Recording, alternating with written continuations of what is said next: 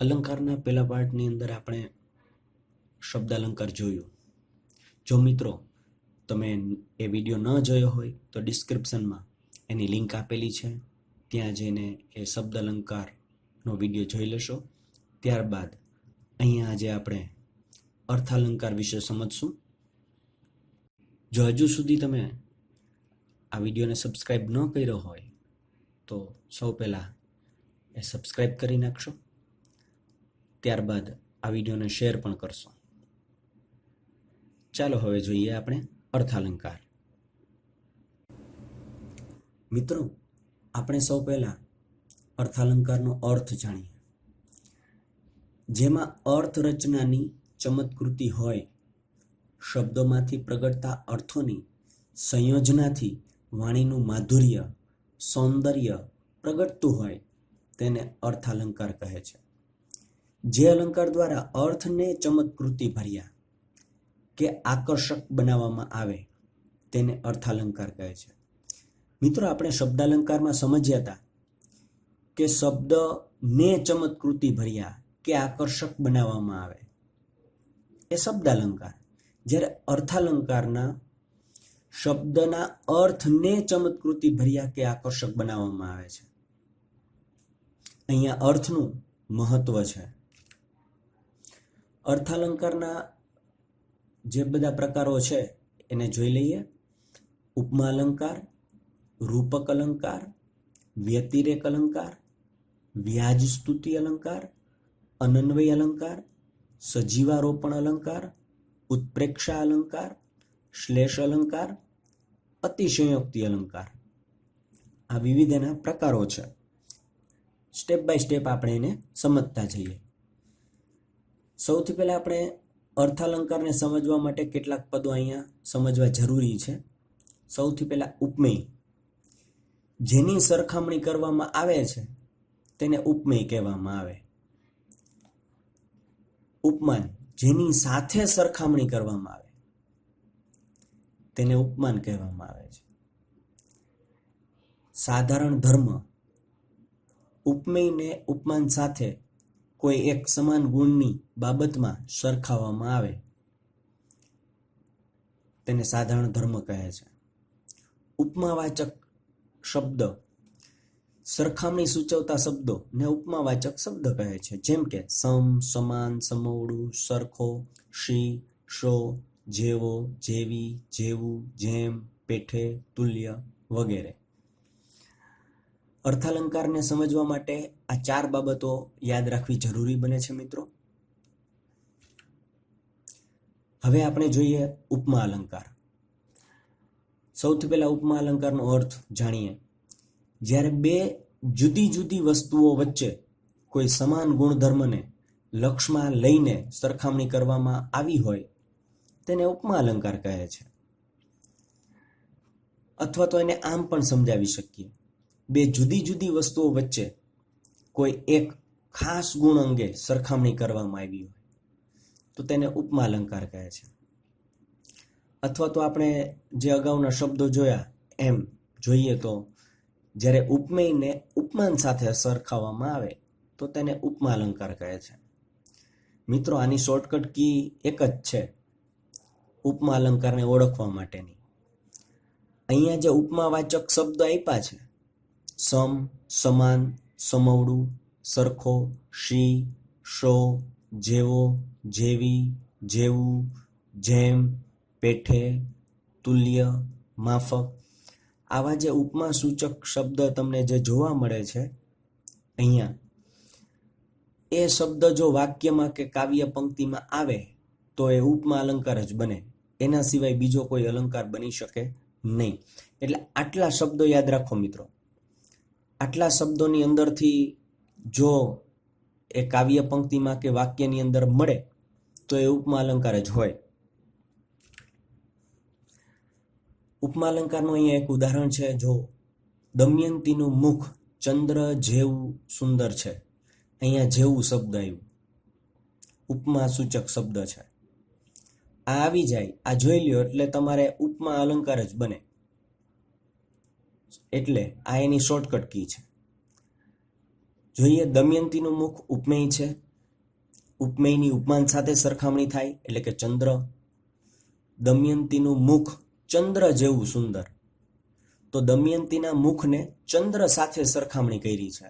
ઉપમેયની સરખામણી ઉપમાન સાથે કરી છે. અને ઉપમાવાચક શબ્દ જેવું છે. સાધારણ ધર્મ સુંદર. બીજી કોઈ વસ્તુને યાદ રાખવા કરતાં અહીંયા જો તમે કોમ્પિટિટિવ એક્ઝામની તૈયારી કરતા હોય તો માત્ર એની શોર્ટકટ કી એ જ છે કે ઉપમાવાચક શબ્દ યાદ રાખવા.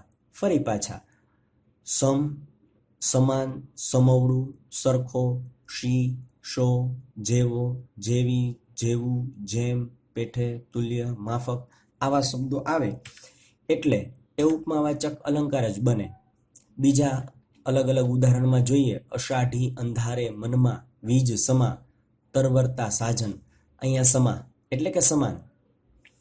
બીજા ઉદાહરણની અંદર ભમરા શમો ભમતો પવન. શમો, શમો એટલે કે સમાન. તેણે ખીટીએથી કાળી નાગણ જેવી તલવાર લીધી. જેવી.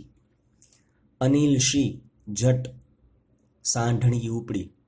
શી એટલે આ બધા ઉપમા સૂચક જે શબ્દો છે શી, જેવી વગેરે જેવા શબ્દોથી આપણે એને ઓળખી શકીએ. ત્યારબાદ છે રૂપક અલંકાર. સૌથી પહેલા એનો અર્થ જોઈએ. જ્યારે કોઈ પણ બે વસ્તુઓની તુલના કરતી વખતે ઉપમેય અને ઉપમાન બંને એક જ હોય, એક રૂપ હોય એ રીતે રજૂ કરવામાં આવે ત્યારે તેને રૂપક અલંકાર કહે છે. બેયને એક જ સરખા બતાવે, ન વધારે ન ઓછું, તો ત્યારે એક જ રૂપ, એક જ સરખા, તો ત્યારે એ રૂપક અલંકાર બને છે. જેમ કે અહીંયા ઉદાહરણ છે દમયંતીનો મુખચંદ્ર પ્રકાશી રહ્યો છે. મુખચંદ્ર, મુખ ચંદ્ર જેવું છે એવું નથી કીધું. અહીંયા મુખ જ ચંદ્ર છે. બે એક જ સરખા છે, એક જ સમાન છે, એક જ રૂપ છે, કંઈ જરાય આઘા પાછું નથી એમાં. એટલે અહીંયા એ રૂપક અલંકાર બને છે. બીજા ઉદાહરણમાં પ્રેમ પંથ પાવકની જ્વાલા. પ્રેમને પંથ કહ્યો છે પણ એક જ સરખો. આ સંસાર સાગર તરવો સહેલો નથી, તો સંસારને સાગરની સાથે સરખાવ્યો છે પણ સંસારને જ સાગર કહી દીધો છે. બે એક જ સરખા, સંસાર સાગર જ છે. બપોર એક મોટું શિકારી કૂતરું. બપોરને શિકારી કૂતરા સાથે સરખાવ્યો છે પણ બેયને એક જ સરખા ગણ્યા છે એટલે તે રૂપક અલંકાર બને છે. અંતર આંસુના નીરના કંઈ જરા, તો અહીંયા પણ એવી જ રીતે સરખામણી થયેલી છે. અનન્વય અલંકાર. સૌથી પહેલા એનો અર્થ, જ્યારે ઉપમેયને ઉપમાન સાથે સરખાવવામાં આવે, એક જ સરખા તેને દર્શાવવામાં આવે ત્યારે એ અનન્વય અલંકાર કહે છે. ઉપમેયની સરખામણી કરવા યોગ્ય ઉપમાન ન મળતા ઉપમેયની સરખામણી ઉપમેય સાથે જ થાય તો ત્યારે તે અનન્વય અલંકાર બને છે. જેમ કે એના ઉદાહરણ જોઈએ, એના ઉપરથી તમને ઝડપથી ખ્યાલ આવશે. દમયંતીનું મુખ તે દમયંતીનું મુખ. દમયંતીના મુખને દમયંતીના મુખની સાથે જ સરખાવ્યું, એના જેવું બીજું કોઈ જ નથી. ઉપમેયને ઉપમાનની સાથે સરખાવવાની જગ્યાએ ઉપમેયની સાથે સરખાવવામાં આવે છે એટલે તે અન્વય અલંકાર બને છે. માં તે માં, બીજા વગડાના વા. માની સરખામણી માં સાથે જ થાય છે, બીજા કોઈ સાથે ન કરી શકાય કારણ કે એના જેવું કોઈ જ નથી એટલે તે અનન્વય અલંકાર બને છે. ગાંધીજી એટલે ગાંધીજી. ગાંધીજીની તુલના ગાંધીજી સાથે જ કરેલી છે. અને અહીંયા પણ મનેખ જેવા મનેખને કપરો કાળ આવ્યો છે. મનેખની તુલના મનેખ સાથે જ કરી છે, બીજા કોઈ સાથેની થઈ શકે એમ જ નથી એટલે અહીંયા એ અનન્વય અલંકાર બને છે. વ્યતિરેક અલંકાર. જ્યારે ઉપમેયને ઉપમાન કરતા ચડિયાતું દર્શાવવામાં આવે ત્યારે તેને વ્યતિરેક અલંકાર કહે છે. વ્યતિરેક, તુલનામાં અતિરેક થતો હોય, વધારે પડતું થઈ જાય તો એ વ્યતિરેક અલંકાર બને. ઉદાહરણથી વધારે સમજાશે. દમયંતીના મુખ આગળ ચંદ્ર પણ ઝાંખો લાગે. મિત્રો, કોઈનું એટલું બધું મુખ તેજસ્વી ન હોય કે ચંદ્ર પણ એની સામે ઝાંખો લાગે, પણ અહીંયા અતિરેક થઈ ગયું છે. દમયંતીના મુખની તુલના ચંદ્ર સાથે કરેલી છે, પણ ચંદ્રને ઝાંખો કહી દીધો એની સામે. એટલે અહીંયા જે તુલના કરવામાં આવી છે એમાં અતિરેક થયો છે, એટલે વ્યતિરેક અલંકાર બને. એના પછીનું ઉદાહરણ, કમળ થકી કુમળું રે બેની અંગ છે એનું. કમળથી ને વધારે કુમળું બેનનું અંગ છે એવું કીધું છે. એટલે બેનના અંગને કમળના સાથે સરખાવવામાં આવેલું છે, પણ કમળથી ને વધારે કૂણું કહી દીધું, એટલે અતિરેક થઈ ગયું છે, એટલે વ્યતિરેક અલંકાર બને. એવી જ રીતે, ધાર્યું નહીં તો તારી જીભ તો હતી એ વધુ ધારદાર. જીભને ધાર્યાથી ને વધારે ધારદાર કહી દીધી, એવું તો બની જ ન શકે કે ધાર્યાથી પણ વધારે એ ધારદાર હોય. અતિરેક થઈ જાય છે અહીંયા પણ. એમ તો તારા નેણ બિલોરી, વેણથી એ વધુ બોલકા ગોરી. નેણ ને બિલોરી કાચથી ને વધારે કહી દીધા છે આગળ પડતા, એટલે એ પણ અતિરેક થઈ જાય છે. અને એટલે જ્યારે અતિરેક થતો હોય કોઈ પણની સાથેની તુલનામાં, ત્યારે વ્યતિરેક અલંકાર બને છે. ત્યારબાદ વ્યાજ સ્તુતિ અલંકાર. એનો અર્થ જાણીએ. જ્યારે નિંદા દ્વારા પ્રશંસા કરવામાં આવે અને પ્રશંસા દ્વારા નિંદા કરવામાં આવે, ત્યારે વ્યાજ સ્તુતિ અલંકાર બને છે. મિત્રો, કોઈ પણની પહેલા નિંદા કરવામાં આવે, નિંદા દ્વારા પ્રશંસા થતી હોય, અથવા તો પ્રશંસા દ્વારા કંઈક ટીકા કરવામાં આવતી હોય, નિંદા કરવામાં આવતી હોય, ત્યારે તે વ્યાજ સ્તુતિ અલંકાર બને છે. ઉદાહરણમાં જોઈએ, શું તમારી બહાદુરી, ઉંદર જોઈને નાઠા. પહેલા મિત્રો અહીંયા જો, પહેલા વાક્યની અંદર બે ભાગ પડે છે. અહીંયા એક જ વાક્યની અંદર બે. શું તમારી બહાદુરી, પહેલા તો વખાણ કર્યા, પ્રશંસા કરી, પછી બીજા સ્ટેપની અંદર, બીજા ભાગની અંદર એની નિંદા કરવામાં આવી છે કે ઉંદર જોઈને ભાગ્યા, નાઠા, ભાગવું.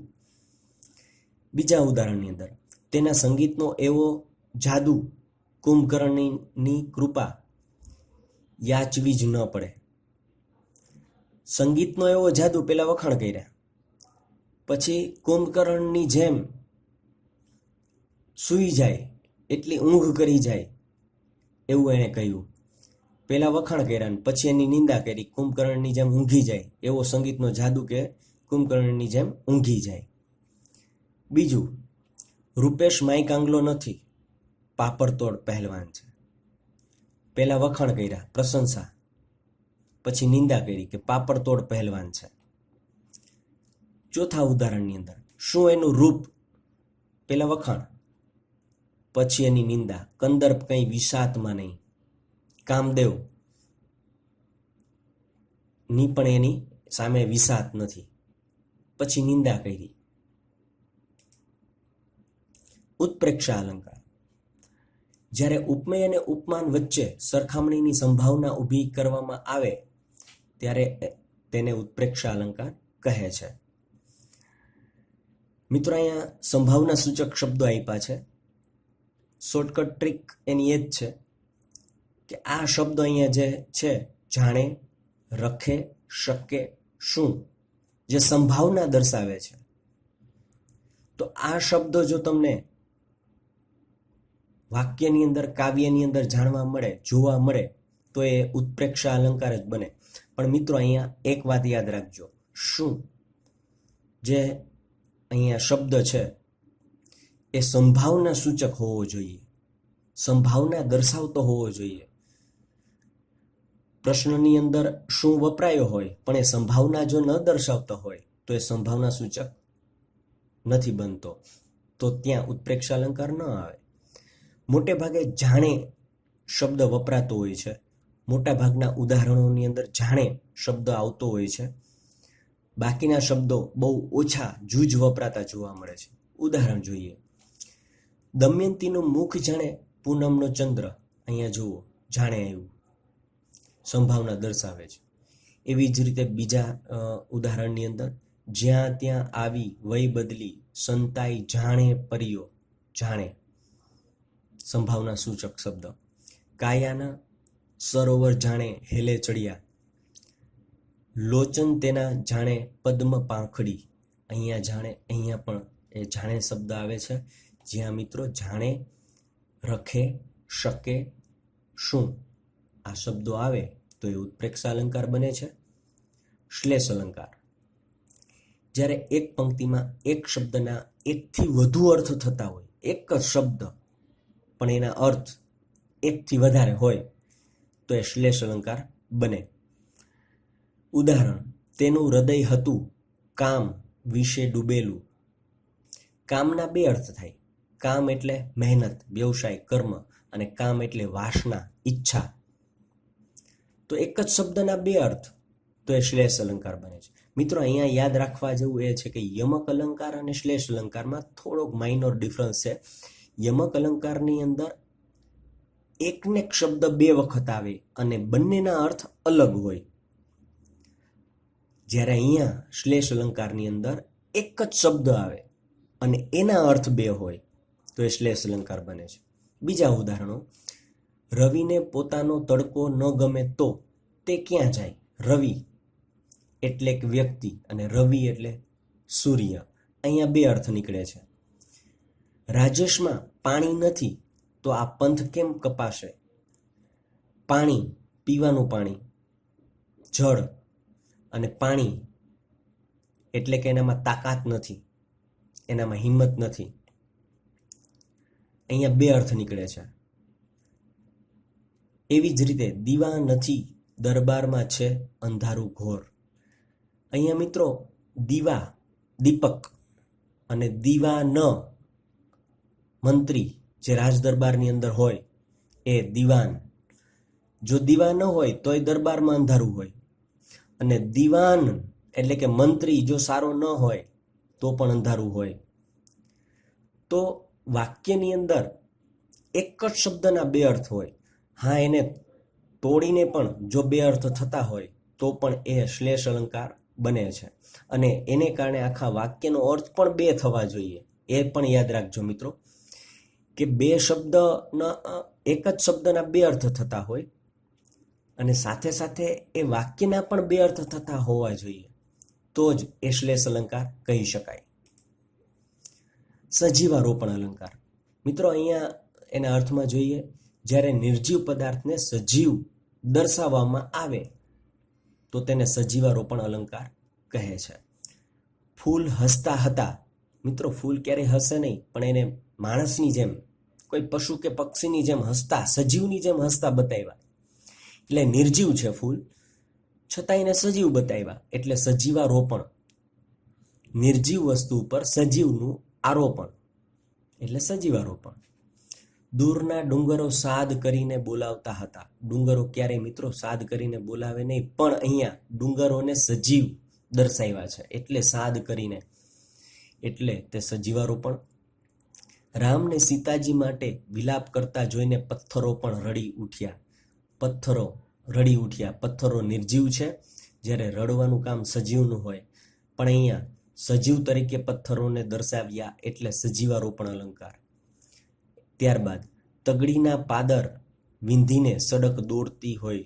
સડક એક જ જગ્યાએ સ્થિર હોય છે, પણ એને નિર્જીવ છે છતાં પણ એને સજીવ બતાવી, દોડતી બતાવી, એટલે ત્યાં એ સજીવારોપણ અલંકાર બને છે. મિત્રો, અહીંયા થોડાક અલંકાર આપેલા છે જે ડિસ્ક્રિપ્શનમાં મૂકવામાં આવશે એની લિંક, તેના દ્વારા તમે એનો અભ્યાસ કરી શકશો આગળ. મિત્રો, જો આપણને આ જો અલંકારની જે સમજ આપી જો એ ગમી હોય તો સબસ્ક્રાઈબ કરવાનું ચૂકશો નહીં, અને અહીંયા મુલાકાત લેતા રહેશો, શેર કરતા રહેશો. Thank you.